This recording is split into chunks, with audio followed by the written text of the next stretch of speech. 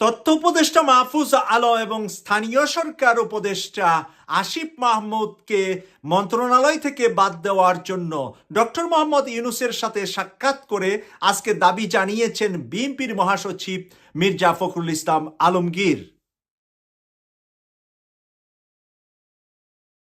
আসসালামু আলাইকুম ওয়া রাহমাতুল্লাহি ওয়া বারাকাতুহু। এপারও গিয়েছে ওপারও গিয়েছে, দুনুপার চলে গিয়েছে এখন এনসিপি থেকে। একদিকে যেমন জামাতের সাথে উস্কিয়ে জামাতের সাথে দূরত্ব তৈরি করছে, অপর দিক থেকে বিএনপি থেকে আজকে জানানো হয়েছে উপদেষ্টা পরিষদে যেই দলীয় ব্যক্তিরা আছে তাদেরকে যেন উপদেষ্টা পরিষদ থেকে বাতিল করে নির্বাচনকে সামনে রেখে আজকে তিনজন বিএনপির সিনিয়র নেতা দেখা করেছেন ডক্টর মোহাম্মদ ইউনূসের সাথে। সন্ধ্যা 6টা থেকে সোয়া 7টা পর্যন্ত তারা সেখানে ছিলেন। আমি সেই নিউজটা আপনাদের সামনে তুলে ধরছি। অন্তর্বর্তী সরকারের মধ্যে কোনো দলীয় লোক থেকে থাকলে তাকে অপসারণ করার জন্য প্রধান উপদেষ্টার কাছে দাবি জানিয়েছেন বিএনপি।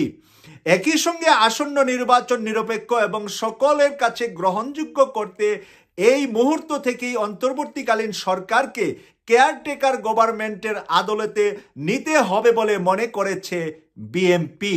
এই অন্তর্বর্তীকালীন সরকারকে কেয়ারটেকার সরকার 3 মাসের জন্য যেভাবে গঠন করা হয় সেভাবে যেন গঠন করা হয়, সেই দাবিও জানিয়েছেন বিএনপি। এছাড়া সেক্রেটারিয়েটে ফেসিস্ট দূষরদের সরিয়ে সেখানে নিরপেক্ষ কর্মকর্তাদের দেওয়ার জন্য দাবি জানিয়েছে বিএনপি। বৈঠকের পর বেরিয়ে এসে বিএনপি মহাসচিব মির্জা ফখরুল ইসলাম আলমগীর এসব কথা বলেন। প্রিয় দর্শক, যমুনায় এই অনুষ্ঠানটি অনুষ্ঠিত হয়। সেখানে সালাউদ্দিন আহমেদ সাহেব, বিএনপি নেতা সালাউদ্দিন আহমেদ সাহেব এবং আমির খসরু মাহমুদ চৌধুরী সাহেব ছিলেন মির্জা ফখরুল ইসলাম আলমগীরের সাথে। তাহলে আমরা এনসিপির বড় বড় হুমরি দুমরি কথাবার্তা শুনতেছিলাম, তারা বড় বড় কথা বলছিলেন। আমরা ভেবেছিলাম ছাগল যেরকম সাহস দেখা খুঁটার জুড়ে, তারা হয়তো বিএনপির জুড়ে এই সাহস দেখাচ্ছে জামাতের সাথে। তাহলে এইখান থেকে বুঝতে পারলাম তাদের বিএনপির সাথেও দূরত্ব হয়েছে, জামাতের সাথেও দূরত্ব হয়েছে। এট এ টাইম দুইটি বড় দল, যেই একটি দল সরকারে যাবে আরেকটি দল বিরোধী দলে থাকবে বলে আমরা মনে করছি। এনসিপি, গণ অধিকার, ইসলামী আন্দোলন, ইসলামী আরও অন্যান্য রাজনৈতিক দলগুলা থাকবে ছোট ছোট দল হিসাবে, তাদের সহযোগী হিসাবে। কেউ বিএনপির সাথে থাকবে, কেউ জামাতের সাথে থাকবে।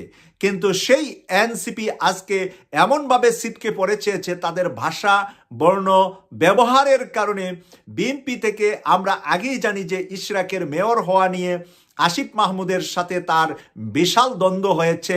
তারপরে ক্রিকেট বোর্ডের চেয়ারম্যান হওয়া নিয়ে, ক্রিকেট বোর্ডের নির্বাচন নিয়ে আসিফ মাহমুদের সাথে বিএনপির দূরত্ব বেড়েছে। অপরদিকে আমরা আরও একজন উপদেষ্টার আবল তাবল কথাবার্তার কারণে জামাতের সাথে এনসিপির দূরত্ব বেড়েছে। আমরা এই দুইজনের দূরত্বের এই দুইজন উপদেষ্টা বর্তমানে যে আছে, এই দুইজন দুটি দলের সাথে এমন দূরত্ব তৈরি করছেন যে এই মুহূর্তে এই দুইজনের অপসারণের দাবি যে বিএনপি করেছে, আমার মনে হয় এটা জামাতও বিএনপিকে এখানে সমর্থন করবে। কারণ জামাত দেখেছে তাদেরকে উপদেষ্টা বানানোর পরে তাদের নামে দুর্নীতি, তাদের নামে স্বজনপ্রীতি, তাদের নামে রাষ্ট্রের ক্ষমতা অপব্যবহার, তারা রাজনীতির নতুন একটি দল করেছে, যেই দলের ভিতরে এখন শোনা যাচ্ছে আওয়ামী লীগ জাতীয় পার্টি প্রতিষ্ঠিত হচ্ছে। এই দলে অনুদান দিয়ে, ডোনেশন দিয়ে বিভিন্ন জায়গায় বিভিন্ন কমিটিতে আওয়ামী লীগ এবং জাতীয় পার্টি অন্তর্ভুক্ত হচ্ছে।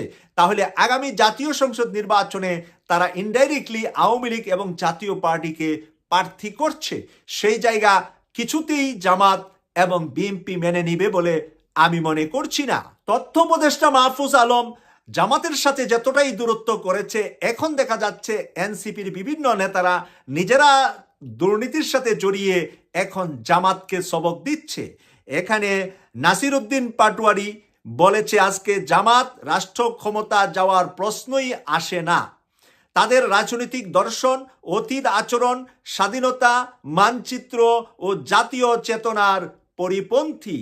এই সমস্ত কথাগুলা বলে ডাকসু, জাকসু, রাকসু, চাকসুতে এই এনসিপির অধপতন হয়েছে, ছাত্রদলের অধপতন হয়েছে, ছাত্র শিবিরের বিজয় হয়েছে। নাসিরুদ্দিনরা আরো যত বলবে জামাত শিবিরকে নিয়ে, তত বেশি তারা মানুষের কাছ থেকে ছিটকিয়ে যাবে, আর জামাত শিবির তত বেশি জনপ্রিয়তা পাবে। এটা কিন্তু গত 15 মাসের ফলাফল আমরা বলছি। তারা তারা যতবার ইতিহাসের মঞ্চে ফিরতে চেয়েছে, ততবারই জনগণের অন্তর থেকে প্রতিধ্বনি উঠেছে, এই দেশকে আর অন্ধকারে ফেরানো যাবে না। মানে নাসিরুদ্দিন পাটোয়ারি বলছে, জামাতের কাছে রাষ্ট্র দিলে দেশ অন্ধকারে যাবে, তাই এ দেশকে অন্ধকারে ফেরানো যাবে না।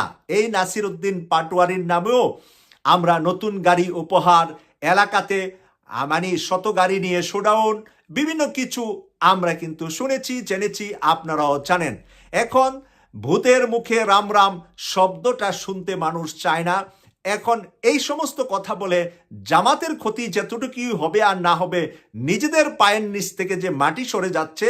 আজকে বিএনপির 3 শীর্ষ নেতা ডক্টর মোহাম্মদ ইউনূসের সাথে সাক্ষাৎ করে তাদের 2 উপদেষ্টাকে বাতিল করার কথা বলা থেকে আমরা পরিষ্কার জামাত এবং বিএনপি দুজনেই তাদেরকে এখন মাইনাসের চোখে দেখছে। দুইজনের কেউ নিবে কিনা সাথে নির্বাচনে, নিলেও কয়টা সিট দিয়ে নিবে সেটা দেখার জন্য আমাদের সামনের দিনগুলোতে অপেক্ষা করতে হবে। আরেকটি গুরুত্বপূর্ণ বিষয়ে কথা বলে এই ভিডিওটি আমি শেষ করব। হেফাজতে থাকা সেনা কর্মকর্তাদের কালকের মধ্যে ট্রাইব্যুনালে আনা না হলে সংবাদ মাধ্যমে আত্মসমর্পণের বিজ্ঞপ্তি দেওয়া হবে। তাজুল ইসলাম, প্রসিকিউটর, আন্তর্জাতিক অপরাধ ট্রাইব্যুনাল।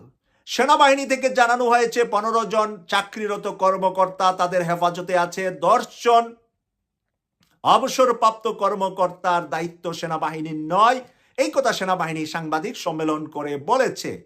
এখন আগামীকাল হলো তাদের লাস্ট ডেট, 22 তারিখ। আপনারা যখন আমার ভিডিওটা শুনবেন, অনেকেই 22 তারিখে চলে যাবেন।